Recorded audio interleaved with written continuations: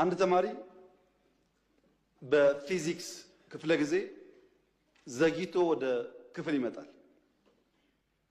የፊዚክስ መምህራን እንደምታውቋቸው ናቸው።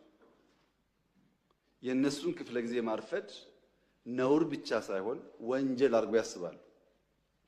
በአማርኛ ክፍለ ጊዜ እንደምንም ይገባል፣ በጂኦግራፊ እንደምንም ይገባል። ፊዚክስ ማትስ ሲሆን ግን መምህራኖቹ አያስጠጉም ታውቃላችሁ። እና አንደኛው ተማሪ አርፍዶ መጣ። ለምን አርፍደ መጣ ሳይለው መምህሩ እንዴት በኔ ክፍለ ጊዜ ተረፍዳለህ ብሎ በረንዳ ላይ ከክላሱ በር ላይ ተንበርከክ ይለዋል። ተማሪ ተንበርክኮ ፔሪዮዱ ያልቅና ደውል ሲደወል መምህሩ ሲወጣ ተማሪ ዘሎ ይገባል ወደ ክፍሉ። ሲገባ ብላክቦርድ ላይ ሁለት ጥያቄዎች ያያል። ሆምወርክ መስሎት እንዳያመልጠው ቶሎ ይጽፋል። ጊዜ አልነበረው። የሚቀጥለው አስተማሪ ገብቶ እንዳያጠፋበት በፍጥነት ጥያቄውን ጽፎ ሲጨርስ ሁለተኛው መምህር ገባ እና ቀጠለ ትምህርቱ። ቀኑ ዓርብ ዕለት ነበረ።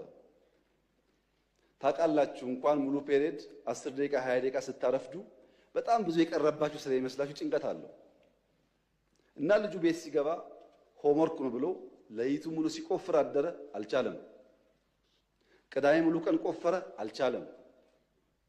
ቅዳሜ ያደረበት አልቻለም። እሁድ ዋለበት አልቻለም። እሁድ አጋማሽ ሌሊት ላይ አንዷን ጥያቄ መለሳት። አንዷን መልሶ አንዱ ከበደው።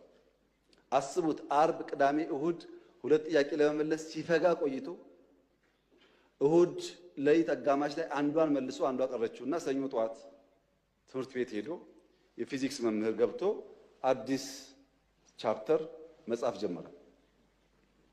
ተማሪው እንደ መምህር የባለፈው አሳይመንት ሳሉ የባለፈው ሳምንት ሆምወርክ ሳሉ ያማል እንደ ባለፈው ሆምወርክ አልሰጠውም ይላል መምህሩ። እንደ ሁለት ጥያቄ ጽፈው አርፍጄ ገብቼ ጽፌያለሁ እኮ ይላል። እና መምህሩ ምን አለ? እነዚህ ሁለት ጥያቄዎች እኮ በዓለም ላይ ያሉ የፊዚክስ አዋቂዎች ሞክረው አቅቷቸው ያልተመለሱ ጉዳዮች ናቸውና እዚህ ያለውም ተማሪ ጊዜ እንዳታባክኑ እንኳን እናንተ ሳይንቲስቶች አልመለሱትም እየጻፍኩላቸው እንጂ ስሩ እኮ አላልኳቸውም ማለት። አሃ እንደዚያማ ከሆነ አንዱ መልሼዋለሁ። መምህሩ ሲያይ ሰው ሲያሳዩ ለካ ትክክል አንደኛውን ፈቶታል። ዓለም አልቻለው የተባለው ለምን ስላልሰማ